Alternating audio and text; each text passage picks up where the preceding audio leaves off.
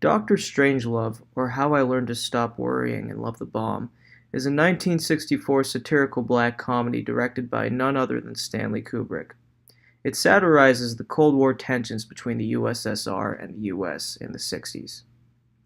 This film was greenlighted by Columbia Studios on the condition that an actor by the name of Peter Sellers play multiple roles. So Chapter 7 of Looking at Movies focuses on different types of actors, one of which is called a chameleon actor. These are actors who have the ability to seem different in every role, and the ability to seemingly play a variety of characters. Some examples that the book includes are Jack Nicholson and Johnny Depp. Peter Sellers is most definitely a chameleon actor. He had established this already by working with Kubrick in a previous film called Lolita, where he also did the same thing by playing multiple roles.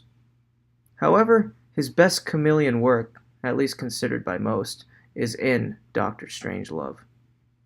Film critic Alexander Walker describes how Stanley Kubrick, one of the harshest directors in the history of cinema, had great faith in Sellers' abilities to make any character come to life in wild and always unpredictable ways. If anyone were to play multiple roles in a Kubrick movie, there would be no other choice than Sellers. Peter Sellers ended up playing 3 roles in Doctor Strangelove, the first of which is Doctor Strangelove, a brilliant yet wacky wheelchair-bound former Nazi nuclear scientist who now works on behalf of the USA. He's characterized by his thick German accent and his one arm that seems to exist independently of the rest of him, which often falls back into Nazi origins by saluting the Fuhrer. The second character that Sellers plays is President Merkin Muffley, who is the U.S. president who never seems to have a solid stance on anything, and looks uncertain about most things most of the time. The last character that Sellers plays within Doctor Strangelove is Group Captain Lionel Mandrake, who is a prim and proper British captain who tries to act as a voice of reason, but is manhandled and prevented from successfully saving the world in the end, though he was the only one who really had a chance. Sellers' ability to distinguish each of these characters into 3 people that share almost no similarities and all have unique flares and mannerisms is the work of a master chameleon actor.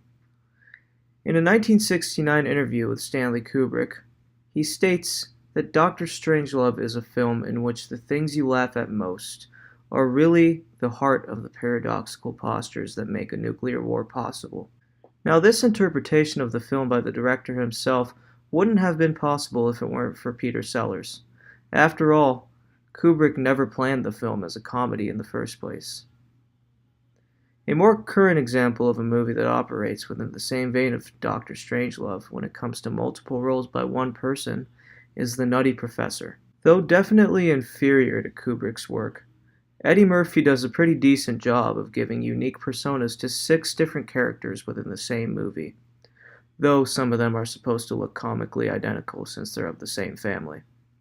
Nonetheless, it's a much more modern comparison to what Sellers executed so well in Doctor Strangelove, albeit without any biting political satire or commentary. To this day, Doctor Strangelove is remembered as a golden standard of chameleon acting, and Peter Sellers is remembered as a master of it.